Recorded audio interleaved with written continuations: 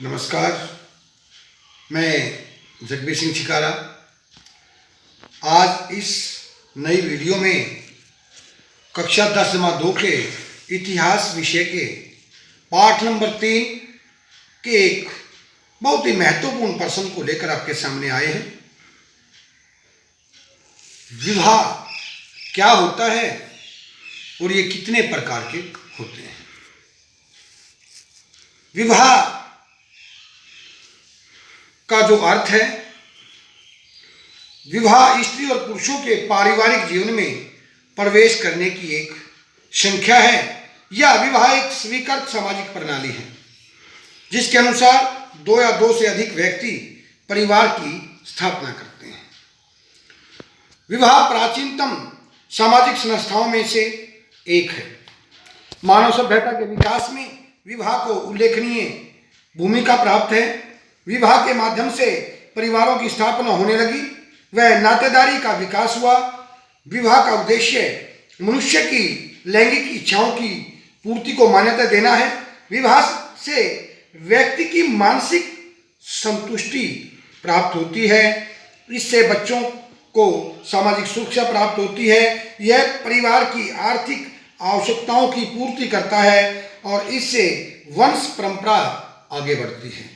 और दूसरी ओर हिंदू विवाह को एक सामाजिक समझौता न मानकर धार्मिक संस्कार माना जाता है। हिंदू विवाह को अटूट बंधन माना जाता है क्योंकि इससे परमात्मा द्वारा पूर्व निश्चित माना जाता है। इस विवाह को मौलिक सुख का नहीं अपितु आध्यात्मिक सुख का साधन माना जाता है और हिंदू विवाह को धर्म के पालन तथा संतानों उत्पत्ति के लिए भी आवश्यक माना जाता है। अगर हम छोटे रूप में पढ़ें तो समाज के द्वारा वंश परंपरा को आगे बढ़ाने के लिए दो स्त्री तथा पुरुष के संबंध स्थापित किए जाते हैं जिससे परिवार की जो वंश परंपरा है वो आगे बढ़ती है और समाज को एक नई दिशा मिलती है। इसे हम विवाह कह सकते हैं। अब विवाह के कितने प्रकार के हैं उनके बारे में हम पढ़ेंगे। विवाह जो हैं वो हमारे 8 प्रकार के हैं। एक विवाह। आधुनिक युग में एक विवाह का प्रचलन अधिक है।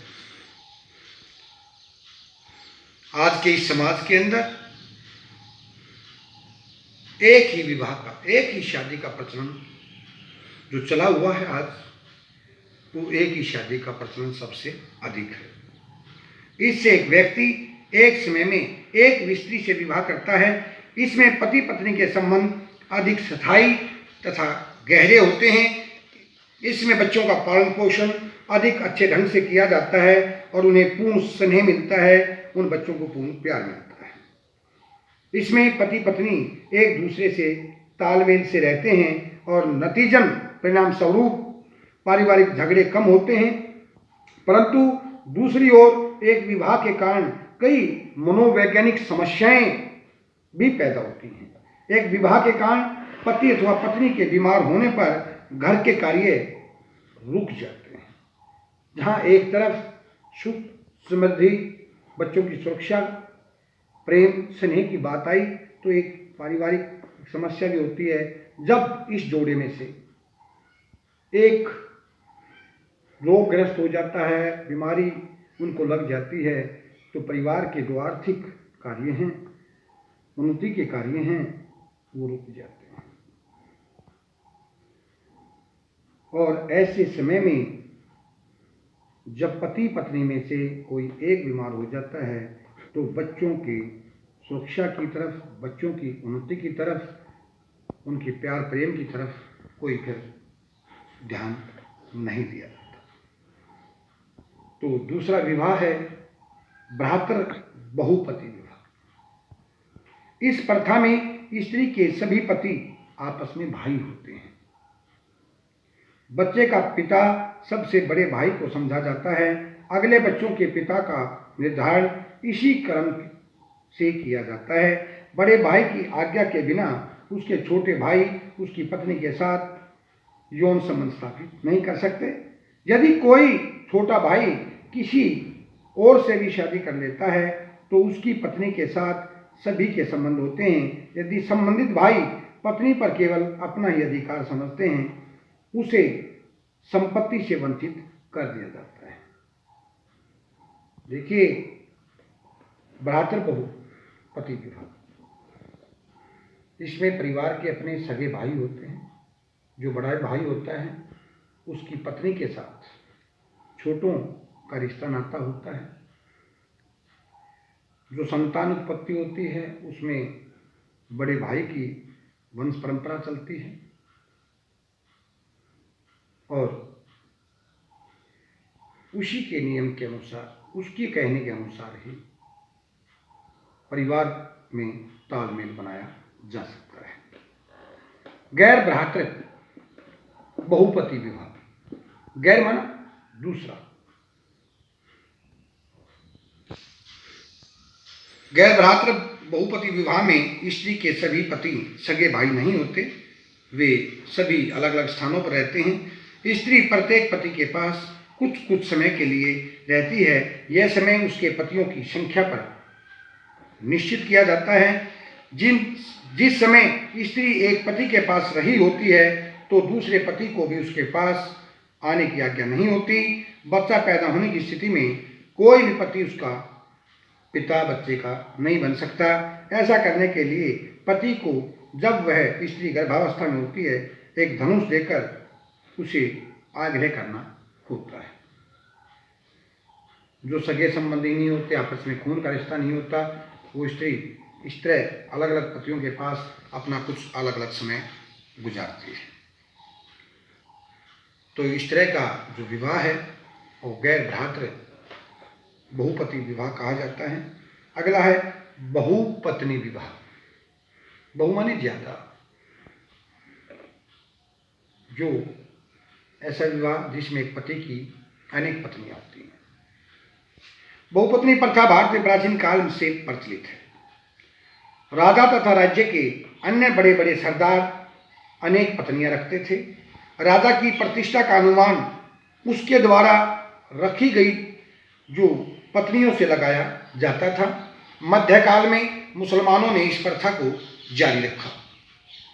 पुरुषों की लैंगिक इच्छा को पूरा करने तथा बड़े परिवार की इच्छा के कारण विवाह की इस प्रथा को अपनाया गया और इस प्रथा के कारण कई मनोवैज्ञानिक समस्याएं पैदा हो जाती।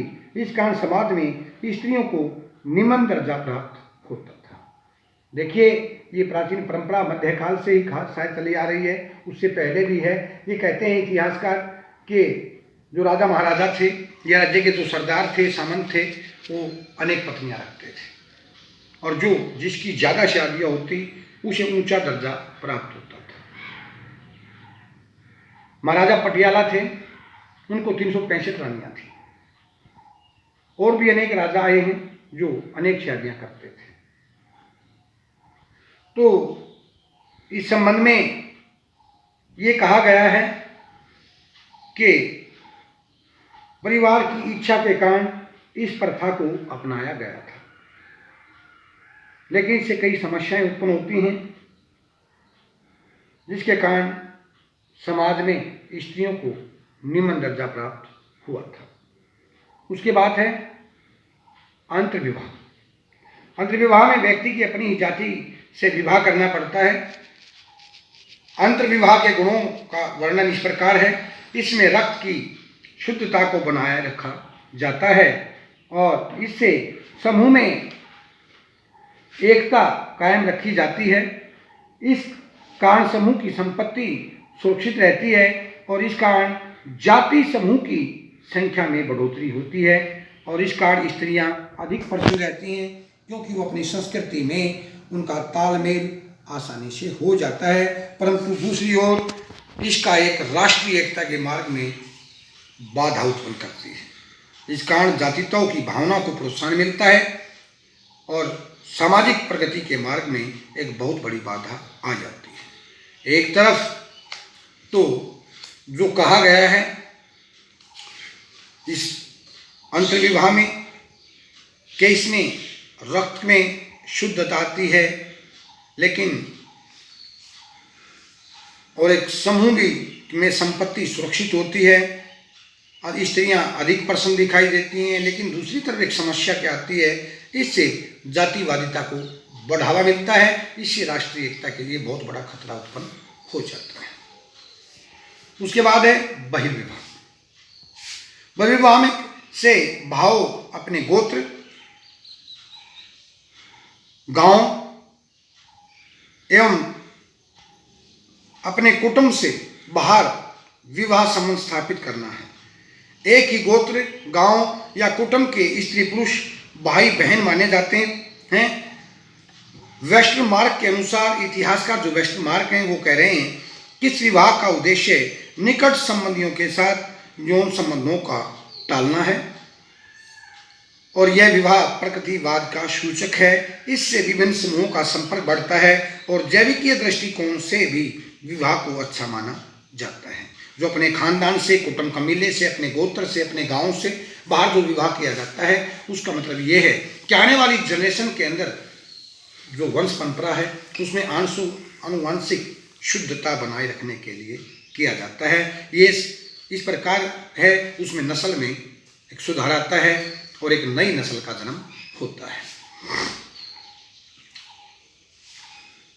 बहिर्विवाह के कारण विभिन्न समूहों में आपस में प्रेम बढ़ता है और इसी कारण राष्ट्रीय एकता की भावना को बल मिलता है। इस विवाह का सबसे बड़ा अवगुण यह है कि वर वधू एक दूसरे के विचारों को जानने में अनेक कठिनाइयों का सामना करना पड़ता है, क्योंकि दोनों एक दूसरे से अनजान होते हैं।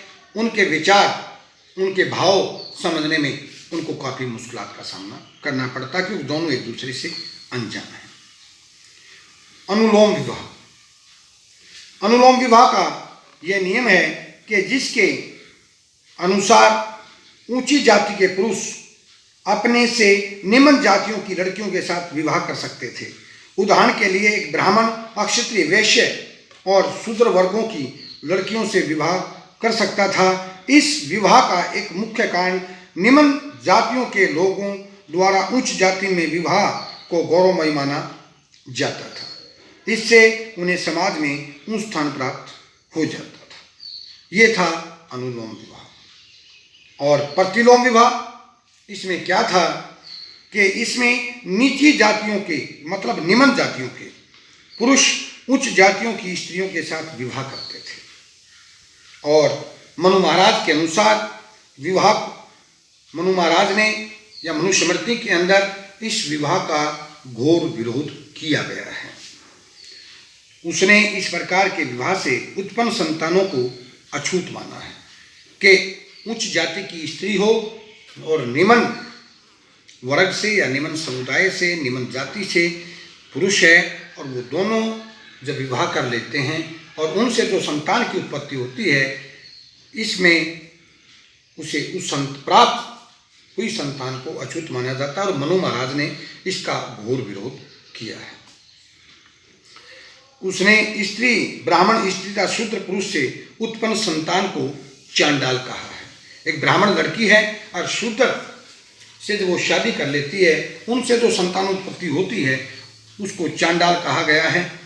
अतः इस प्रकार के विवाहों को सदैव हीन दृष्टि से देखा जाता है और ऐसे विवाह से पैदा हुई संतान माता अथवा पिता के किसी भी वंश का नाम धारण नहीं कर सकती।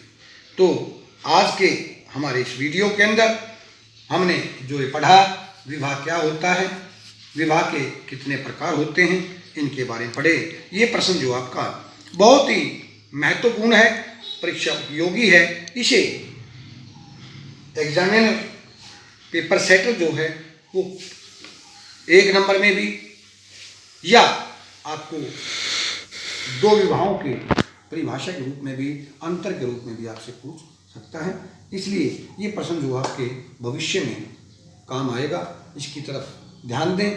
तब तक के लिए आपको विदा चाहते हैं। नमस्कार।